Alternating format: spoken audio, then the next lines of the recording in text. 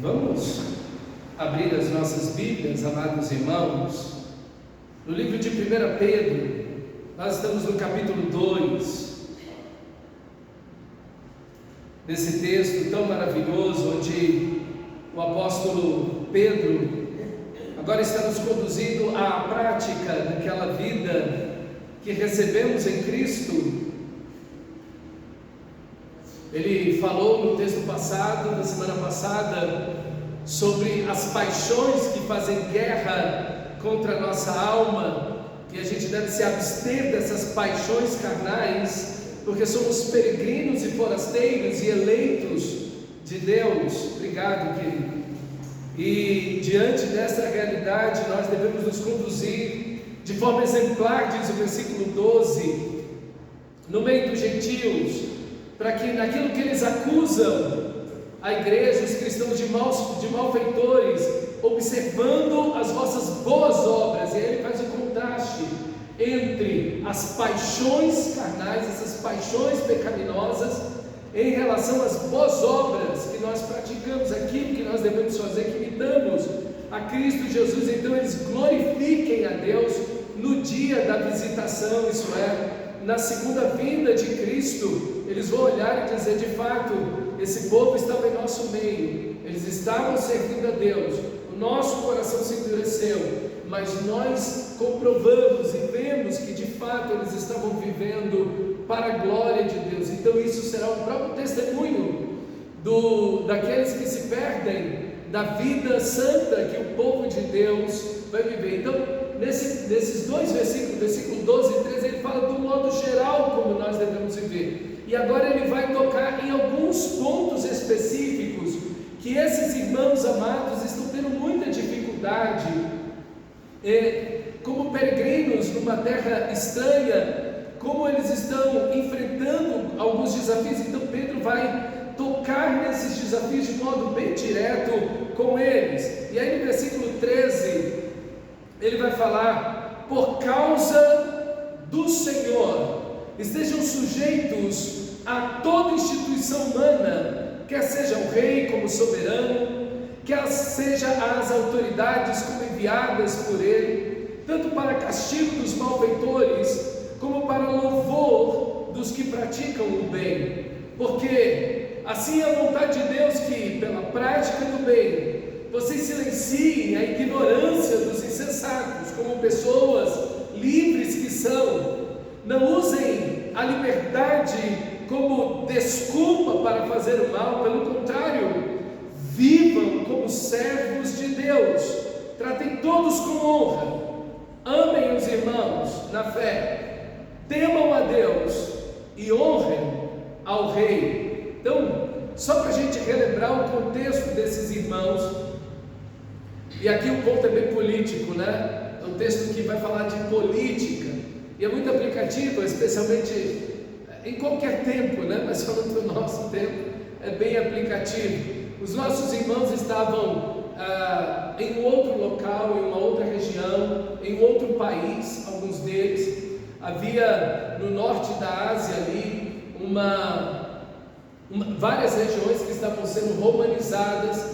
Então o Império Romano compulsoriamente, né, forçosamente mandava pessoas para lá, geralmente escravos, que iriam romanizar aquela região. Mandavam também autoridades, homens ricos, aposentados militares, que poderiam ter alguma vantagem financeira, política e social de irem para outro lugar. Então existiam alguns incentivos de impostos, cidadania romana, enfim, várias coisas do Império Romano dava às pessoas para irem para esses locais. Então muitos irmãos em Cristo estavam deslocados para essa região para poder viver ali. E é claro, é um ambiente de conquista, é um ambiente de guerra. Então quem chegava dominando, era o Império Romano, o Império do mundo. Então eles chegavam para conquistar, para pilhar, para pegar, para possuir o que era dos outros, a casa, a fazenda,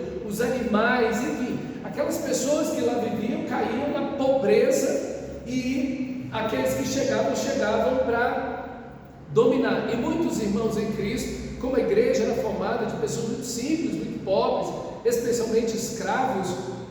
Então esses irmãos também estavam nessa situação de estarem ali numa situação servil, numa situação difícil, debaixo de violência, muita injustiça, muita corrupção, muito roubo, ok? Muita pilhação dos bens alheios. Então essa é uma situação muito difícil. Por isso o apóstolo aqui então, falando de modo geral, nesse ambiente tão hostil que eles estão vivendo, ele fala: olha, não dê vazão às paixões pecaminosas. É exatamente o que as pessoas fazem nesse momento. Numa estrutura dessa, num ambiente desse, o que as pessoas fazem é dar vazão à sua carne. Cada um se vira, cada um consiga Deus por todos, né? E o pessoal se lança a viver uma vida totalmente errada. Mas Pedro vai dizer para eles: de jeito nenhum, vocês não se comportem assim. Não é isso que vocês aprenderam de Cristo. Não é esse o tipo de comportamento que nós devemos ter. E aí então ele vai falar que a política se vive à luz do caráter santo de Deus e dos seus propósitos eternos. Por isso que o versículo, olha aí o versículo 13: por causa do Senhor, começa o texto. Ele começa falando de política e tem como parâmetro o Senhor, por causa do Senhor. E versículo 15: porque assim é a vontade de Deus. Novamente aí, a vontade de Deus no aspecto político. No versículo 16: vivam como servos de Deus. Novamente, ok? Vocês estão vivendo na polis. Todos nós somos agentes políticos. Todos nós somos políticos. Todos nós vivemos na polis. Isso é na cidade. Então todo cidadão, toda pessoa que vive na cidade, ela é um político. Ela tem uma agência. Ela tem um exercício, uma ação política na cidade. Então a igreja, os cristãos também fazem parte de todo o sistema político. A gente não pode se excluir, a gente não pode se esconder nesse sentido. A grande questão não é essa, é como iremos atuar, ok? Dentro da cidade, dentro da política, em meio a toda essa situação. E o versículo 17 termina dizendo: temam a Deus. Então, de ponta a ponta, falando de política, Deus é o primeiro e o último, ok? É Ele que está em todo aspecto, em todo argumento aqui do apóstolo Pedro. A mesma coisa que acontece com o apóstolo Paulo, é um padrão que a igreja tem, ok? Todas as cartas que falam de política, eles têm o mesmo padrão, o mesmo objetivo, até porque eles ouviram de Jesus. Agora você imagina os ensinamentos que Pedro ouviu de Jesus, lembra? Quando perguntaram do imposto: é lícito ou não pagar imposto a César? O que Jesus disse? Aquela frase que qualquer um conhece: dai a César o que é de César e dai a Deus o que é de Deus. Então Jesus diz: pode pagar o imposto. E Jesus pagou o imposto. Quem provavelmente pescou o peixe no qual estava a moeda na boca do peixe foi Pedro. Então veja, Pedro tem na cabeça dele as palavras, as ações políticas de Jesus. Então, diante disso, ele começa a escrever sobre esse aspecto da política. Então, a base, o fundamento é a santidade de Deus.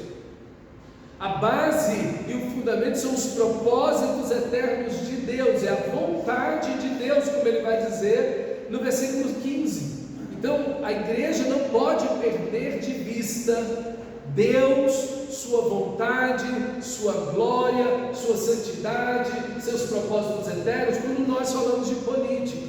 E a gente para pensar um pouquinho, irmão, e a gente vê que esse negócio de ideologia é um negócio muito perigoso. É muito perigoso. Seja ideologia da direita ou seja ideologia da esquerda. É muito perigoso esse negócio. Eu estava dando uma olhada na CNN, e aí estou lá vendo uns postzinhos que eles colocam lá no site, e estou vendo lá que um médico, parece que ele é um brasileiro, ele foi expulso dos Estados Unidos, porque aquele homem que mataram com um tiro na semana passada, que estava num discurso, esse médico brasileiro, parece que ele estava rindo e assim, o cara que matou o rapaz. Alguma coisa nesse sentido. Expulsaram ele dos Estados Unidos. Gente, pelo amor de Deus, é uma pessoa que morreu. É uma pessoa que põe-se no lugar da família que perde pelo tiro de um cara. As pessoas dentro da ideologia, eles fazem misérias, eles fazem loucura. Eles fazem loucura. Então, assim, esse negócio de ideologia é um negócio sério. A gente tem que ter muito cuidado com esse negócio. E como cristãos, a gente não pode se lançar em nenhuma ideologia, seja ela de direita ou de esquerda. Olha o que o texto diz aqui. Como é que ele começa? Olha como ele começa. Por causa de quem? Do Senhor. Pronto. O Senhor está acima de toda ideologia. O Senhor está acima de todo pensamento da direita e da esquerda. É aqui que o cristão está. E infelizmente, agora você vê como a igreja brasileira está distante desse texto. Veja como a igreja nos Estados Unidos está distante desse texto. Não é verdade?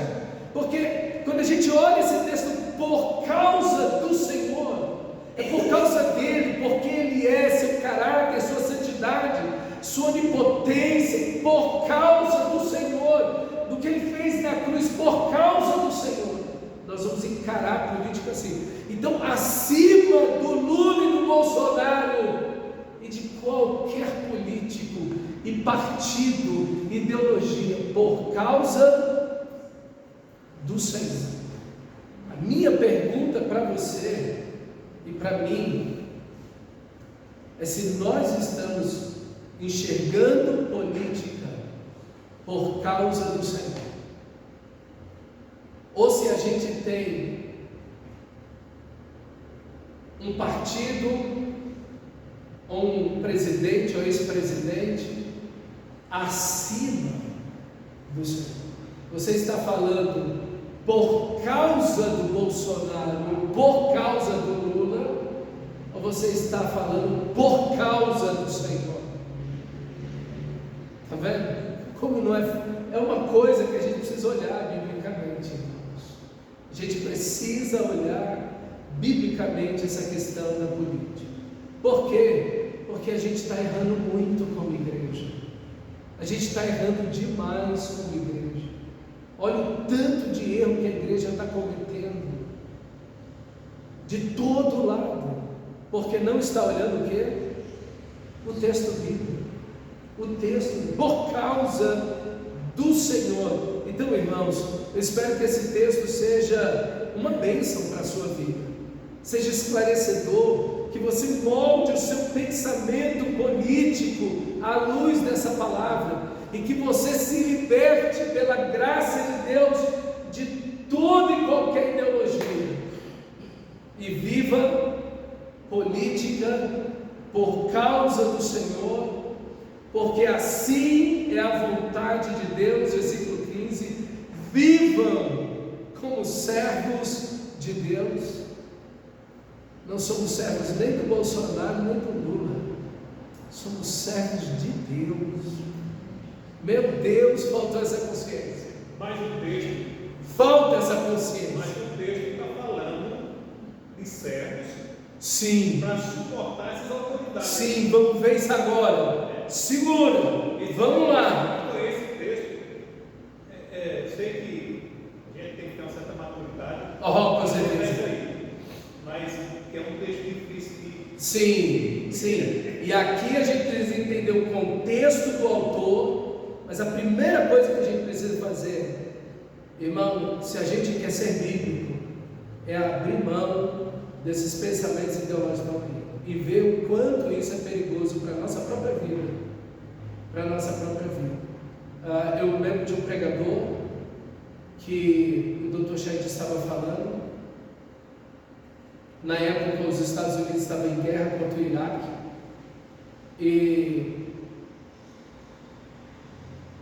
tinham milhares de cristãos, muitas igrejas reunidas, e ele perguntou: quem aqui está orando pelos americanos que estão presos lá no Iraque. O pessoal levantou a mão, todo mundo.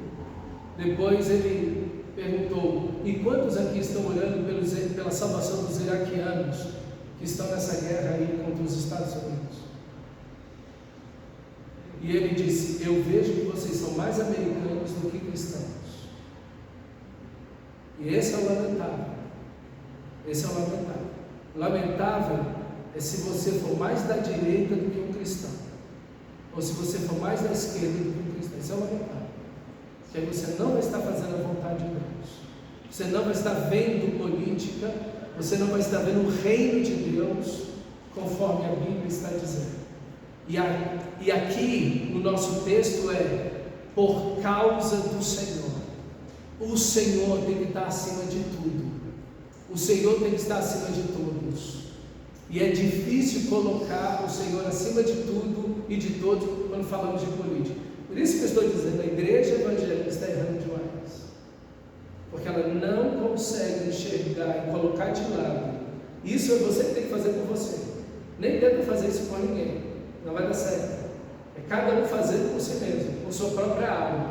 Deixar a ideologia de lado e viver para o Senhor. A política que nós precisamos viver no Brasil. Os cristãos não são uma guerrilha armada.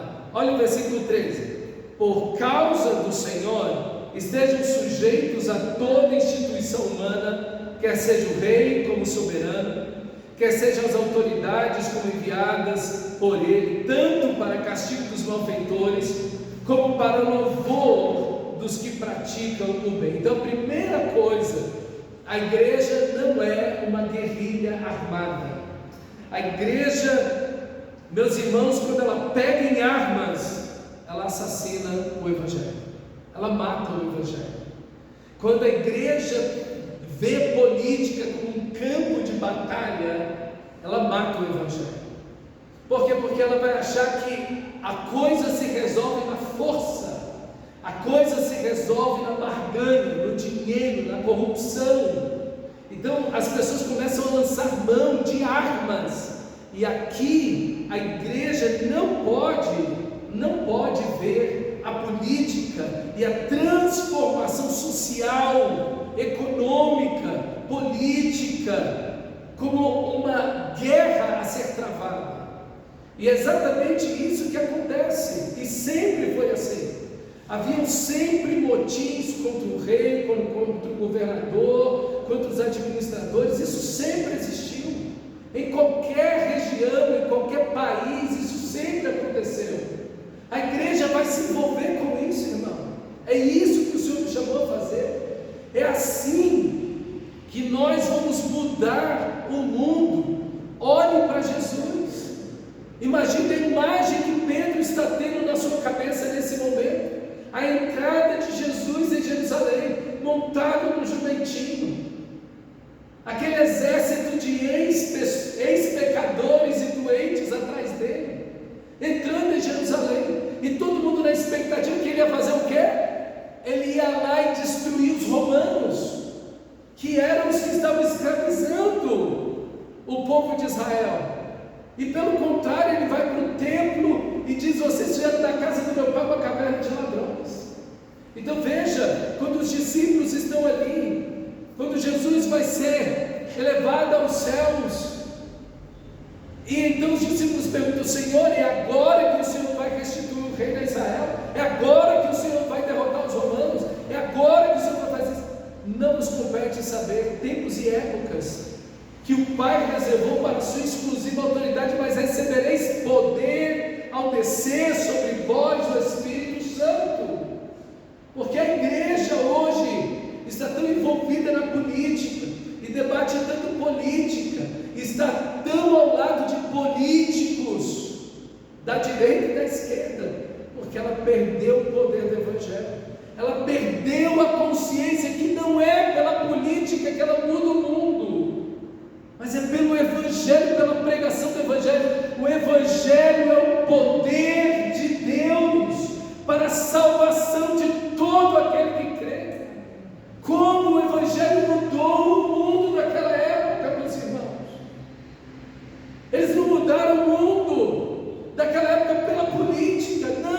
tinham nenhuma influência política.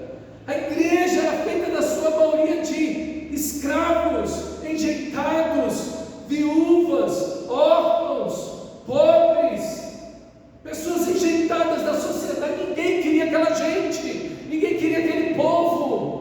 Como eles mudaram o mundo, como eles abraçaram o mundo, como eles mudaram o casamento, a cultura, a educação de filhos, como eles fizeram isso? Pela pregação do Evangelho, uma vida de oração, uma vida de poder, pela prática do bem, como diz o texto,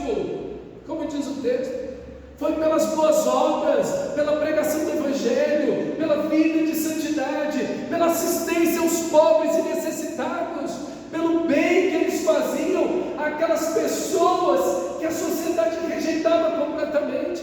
Quando eles pegavam aquelas crianças recém-nascidas, antes dos cães entrarem na cidade, que estavam na porta, na lixeira da porta da casa, os cachorros passarem e comerem, e a igreja ia lá e acolhia aquelas crianças tudinho, e montava orfanatos, e as famílias acolhiam aquelas crianças que ninguém queria, doentes, pobres, miseráveis, assim. Porque se a política fosse a grande transformadora da sociedade, e eu não estou subestimando a política, mas eu estou falando do poder do Evangelho, Jesus tinha aberto um partido político, irmão. Se o dinheiro fosse o transformador social, Jesus tinha montado um partido político e aberto um banco. E não foi isso que ele fez. Ele morreu naquela cruz. E é exatamente isso que Pedro vai falar aqui agora. É exatamente disso que Pedro vai falar aqui agora. Falando para os escravos. Vocês que são a classe mais baixa da sociedade, os escravos, que não tem valor algum, a não ser valor como uma mercadoria, e a maior parte da igreja era formada de escravos. Vocês que sofrem justiça devem viver em boas obras. Então, irmão, nós devemos dar vazão no lugar das nossas paixões carnais. Nós devemos dar lugar, ao invés disso, às boas obras. E aqui, as boas obras em relação às questões políticas e sociais. Porque o que quer adiantar? Imagine se a igreja, numa cidade, ela se revoltasse contra o seu governador, e todo mundo começasse a procurar armas, facas, espadas, escudos, e montasse um pequeno exército, e saísse em guerrilha. E o que ia acontecer? Ia acabar todo mundo. Não é por força, irmão, nem por violência. Não foi isso que os judeus queriam que Jesus fizesse, os discípulos queriam que Jesus fizesse, e Jesus não fez de jeito nenhum. Mas eles fizeram isso alguns anos antes, 3 anos, 4 anos antes, em 64, 65, em 67, 66. Eles se levantaram, se organizaram, expulsaram os romanos de Jerusalém e do seu território. O imperador mandou vir as tropas que estavam na Ásia pelo norte, e as tropas que estavam no norte, sul, na parte sul, mas no norte da África, subiram e encontraram as tropas vindas do norte descendo para o sul, e do sul descendo para o norte, e encontraram Jerusalém. E Jesus disse: aqui não vai ficar pedra sobre pedra, vão queimar essa cidade, esse templo vai ser destruído, essa cidade vai ser queimada. Sabe por quê? Porque vocês estão achando que eu vim fazer política aqui, e eu vim perdoar foi os seus pecados. Foram os seus pecados que eu vim perdoar. E vocês estão achando que eu estou aqui para destruir os romanos. De que espírito sois vós? Senhor, permita-nos clamar fogo do céu para destruir esse samaritano. De que espírito sois vós? Vocês estão parecendo um bando selvagem, Jesus está dizendo para eles. Vocês estão achando que eu vim aqui para queimar as pessoas, destruir as pessoas? Não. Eu vim aqui para reconciliar as pessoas com Deus. E eu quero dizer para você que partido nenhum no mundo, e político nenhum no mundo vai fazer isso. E quando a igreja se envolve na política, ela perde a missão dela. Ela perde a missão, ela perde o poder do Evangelho. Porque ela acha que no lugar de pregar o Evangelho, vão ser movimentos políticos e sociais e econômicos que vão mudar o mundo. E não vão. Que vão salvar as pessoas, e não vai. A igreja tem uma missão. E é isso que você nunca pode esquecer. Pregar o Evangelho. Então, diante disso, não adianta se revoltar contra o rei, contra o imperador. Submeta-se, obedeça às leis, pague os tributos. Enquanto isso, pregue o Evangelho, faça as boas obras. Pastor, mas é injusto? Sim, é injusto. Jesus pagou um tributo de 70%. Era o imposto nessa época aqui. Alguns locais até 70%. Mas em média 50%. E eles estavam lá pagando, e Jesus pagou. Era injusto? Sim. Tinha uma refeição por dia enquanto tinha? Sim. Mas estavam lá pregando o Evangelho. E a igreja venceu assim. Não foi fazendo protesto, levantando faixinha e tal. Deixe que outros façam isso. A igreja prega o Evangelho. A igreja anuncia Cristo. Foi assim que eles mudaram o mundo. Denunciando o pecado. Quando o imperador estava lá, o governador estava lá e fazia alguma coisa errada, e o homem de Deus, a mulher de Deus, ia lá dizer para eles que eles estavam em pecado. Que aquilo era contra a verdade e a justiça de Deus. Nunca se silenciaram. Nunca se silenciaram. Mas também não ficaram pegando em armas e simplesmente levantando faixinha. Foram lá e pregaram o Evangelho e assistiram as pessoas necessitadas. É isso que falta para a igreja. É isso que falta para a igreja. Os cristãos o que fazem? Falam dos impostos, falam das taxas, falam de tudo. E cadê as boas obras? Onde estão as boas obras? Onde está a pregação do Evangelho por parte da igreja? Não, a gente debate política. Uma ideologia para cá, uma ideologia para lá, e a gente trava e discute. E a pregação do Evangelho? Nós temos horas às vezes falando de ideologia, de políticos e política. Mas e a pregação do Evangelho? Nós temos horas pregando o Evangelho? Ou a gente acha que esse simples debate vai resolver alguma coisa? E as boas obras, assistir as pessoas, os necessitados, que é isso que vai fazer a diferença. É isso que o texto está nos chamando, irmãos. É isso. O texto está nos chamando à prática. A prática da vida cristã, porque o Evangelho é o poder de Deus para a salvação de todo aquele que crê. O JK e o Celito Bichek achou que é pelo concreto fazer um novo ser humano aqui em Brasília. Por causa do design que o concreto ia ter. Não, uma nova humanidade vai nascer aqui. Realmente, o negócio foi complicado, né? Mas as pessoas acham que é isso que vai mudar. Isso que muda ninguém, gente. É só concreto, são pessoas. E elas são as mesmas. E o que nós, como igreja, precisamos fazer é pregar o Evangelho, dar a César o que é de César, e dar a Deus o que é de Deus, e pregar o Evangelho. Olha o versículo 15: porque assim é a vontade de Deus, que pela prática do bem, vocês silenciem a ignorância dos insensatos. Quem são os insensatos e ignorantes?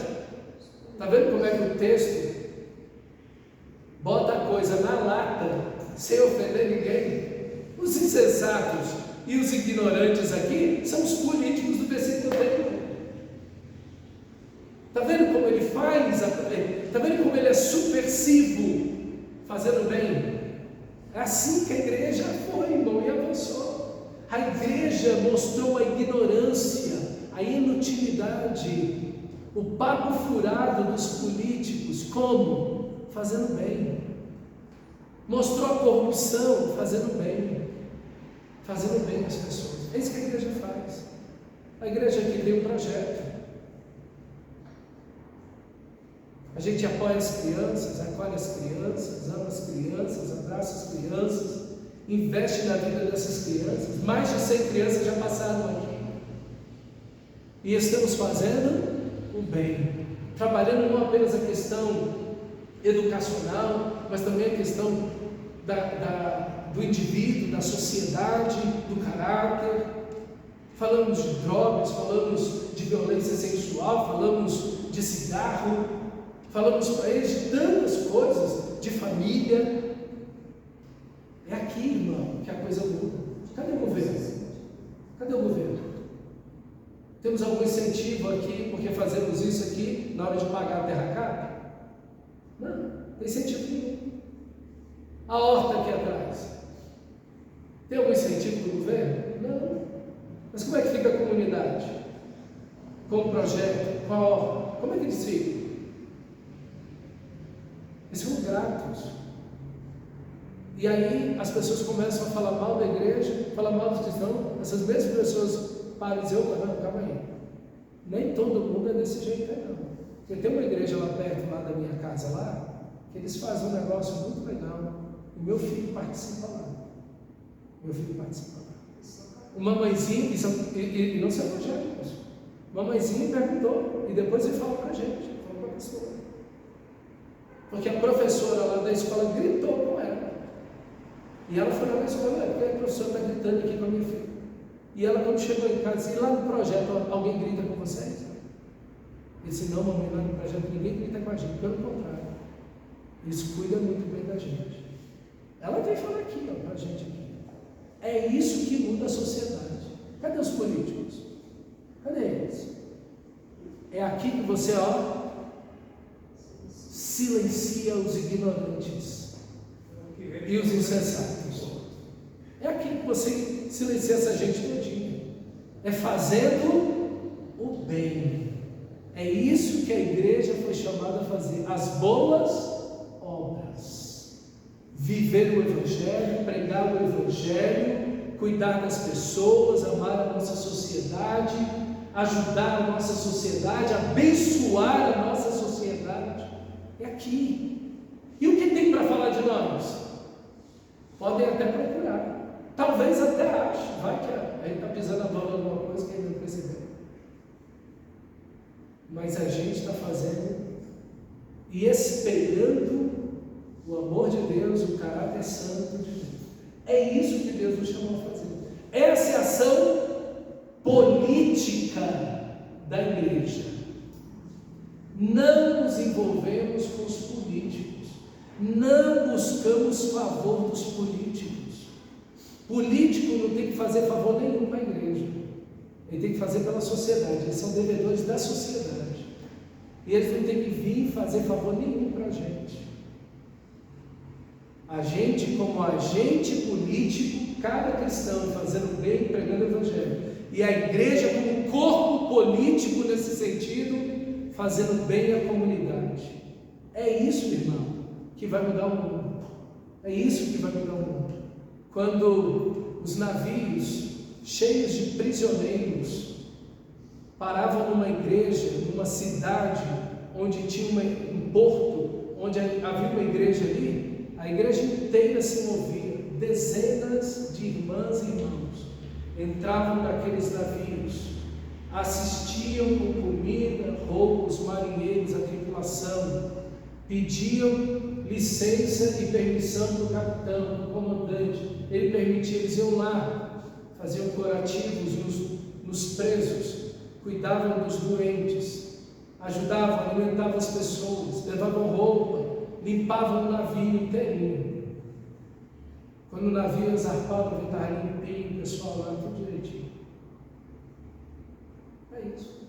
Quando teve peste, a peste negra, outras pestes, gripes, a igreja estava lá ajudando, apoiando, ajudando as pessoas, levando alimento, cuidando dos doentes. É isso. O que o pessoal tem que dizer contra a igreja? Cadê os políticos fazendo isso? Você entendeu? Olha aqui para mim, meu amado irmão. Você tem suas convicções políticas. Eu respeito elas. Algumas eu vou concordar com você, outras não vou concordar com você. Mas eu espero que você tenha entendido esse texto esta noite. Que acima de qualquer um está o Senhor. E que nós devemos viver como o texto diz, como servos de Deus. Olha o versículo 16, como pessoas livres, livres de políticos, livres de ideologia, livres do pecado, livres de tudo, como pessoas livres que são. Não usem a liberdade como desculpa para fazer o mal. Só a leitura desse texto aqui não tinha acontecido no 8 de janeiro. Só a leitura desse versículo aqui. Deus está aprovando alguém lá no Congresso, lá para o Senado, lá para o STF. Isso é quebrando tudo. Olha para esse texto. É para a gente sair fazendo mal?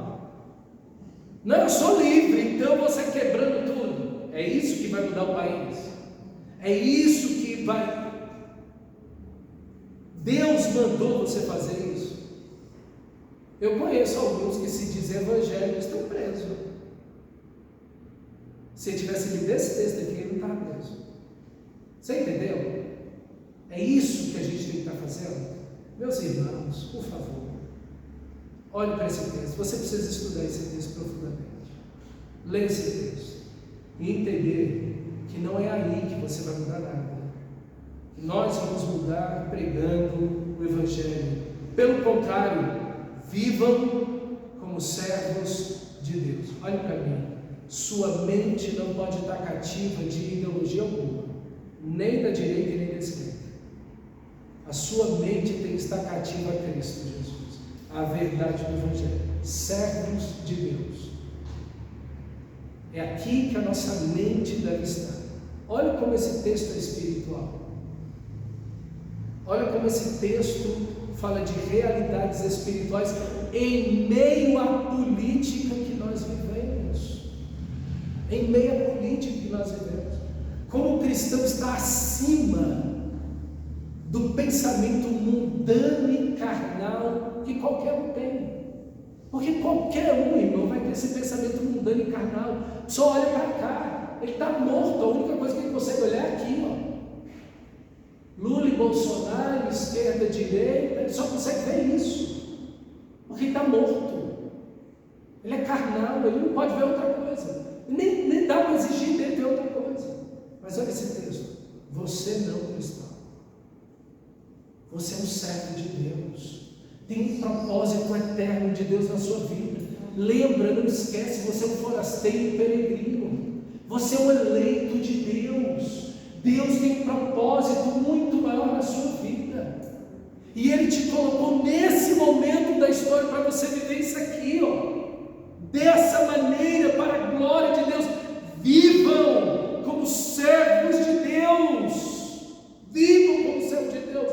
Praticando bem, pregando o Evangelho, fazendo as boas obras, que Cristo seja visto em você e através da sua vida, palavras e ações. E ele fecha tudo dizendo no versículo 17: tratem todos com honra. Você pode até não gostar de alguém que pensa diferente de você, mas o texto está te mandando tratar todos com honra. Quanta gente xingando, crente xingando os outros do outro partido. Está lindo demais. É isso que Jesus te chamou para fazer mesmo. Foi isso que Cristo chamou você para fazer. Você sai xingando os outros do outro partido. Você não tem que se arrepender, não. Isso não é contra o Evangelho. Olha para mim. Como é que agora você vai pregar o Evangelho para aquela pessoa que você xingou? Aí me diz agora. Qual o bom testemunho que você vai dar para ele? Quando ele olha para você, ele vai pensar em quê? Está aí um crente que me xingou. Me insultou, disse que eu sou burro, que eu não penso igual a ele. Agora seu testemunho é você está igualzinho a Jesus. Está vendo? Quando você age da forma errada, você quebra a missão. A missão quebrou. Você assassinou o Evangelho com essa sua atitude. A sua atitude assassinou o Evangelho na vida daquela pessoa, porque ele olha para o crente e diz: esses crentes são tudo assim. E o exemplo maior é você, que me insultou e me xingou. Muito bem, é isso que, essa é a vontade de Deus. Você realmente silenciou a ignorância dos insensatos? Não. Você fez exatamente o oposto. Então, a maneira como você enxerga o texto bíblico e vive o texto bíblico, você cumpre a missão ou destrói a missão. Você aproxima as pessoas de Deus ou joga-las mais para longe de Deus.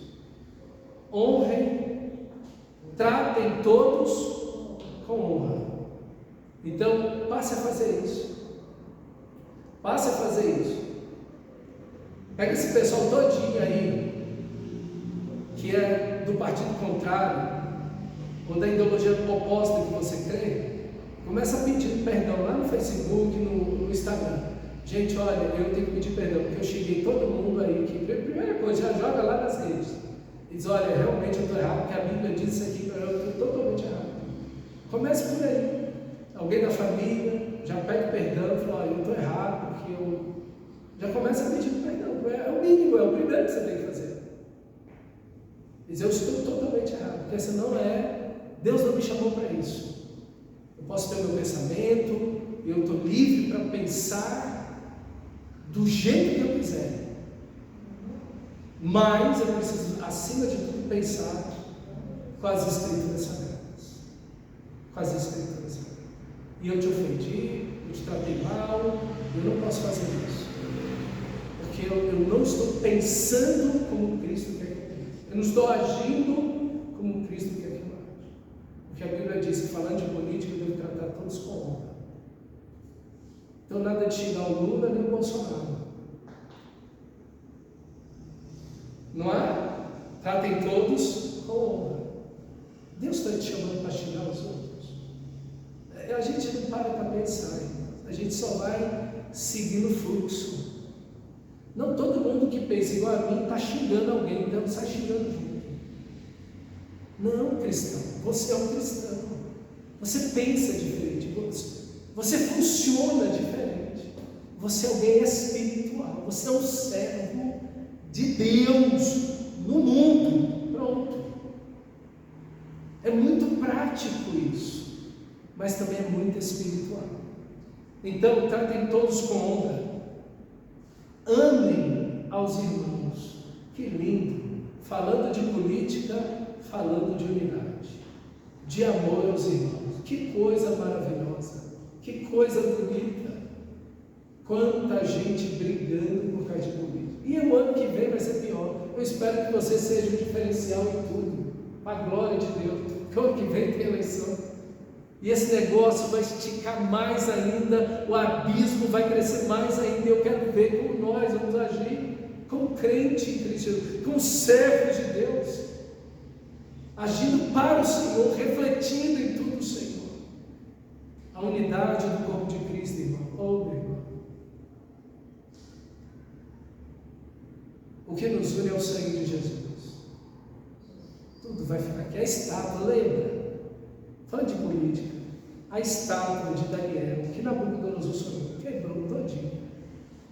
Sim ou não? Babilônicos, medo-persas, gregos, romanos, tudo quebrou, virou poeira. Onde está isso? Olha a inutilidade de ficar brigando por causa de política. Isso tudo passou. Deus não nos chamou para isso. E na eternidade, onde estão os irmãos? Oh, glória! Irmãos em Cristo para sempre. E gente dividindo igreja, brigando. Pastores trazendo no púlpito a sua própria ideologia. Brigando com os membros e membros saindo da igreja por causa da ideologia do pastor. Graças a Deus, nem vocês sabem em que eu voto. Mas questão de não dizer em que eu voto, para não ter nada, glória a Deus. Por favor, Jesus Cristo. Ame os irmãos, acima de tudo obedeçam a Deus, temam a Deus e honrem ao Rei. É isso, queridos. É isso aqui pelo qual nós somos chamados. Isso é ser alguém espiritual, falando de política. E que Deus nos ajude a viver esse texto. Porque o que mais esse país precisa é de um avivamento. De uma igreja que ora, que prega o Evangelho, que vive as boas obras, uma igreja unida em Cristo, servos de Cristo, vivendo para a glória de Deus. É isso que vai mudar esse país, de verdade, para a glória de Deus. Vamos orar ao Senhor, feche seus olhos, vamos ficar de pé e orar ao Senhor nosso Deus.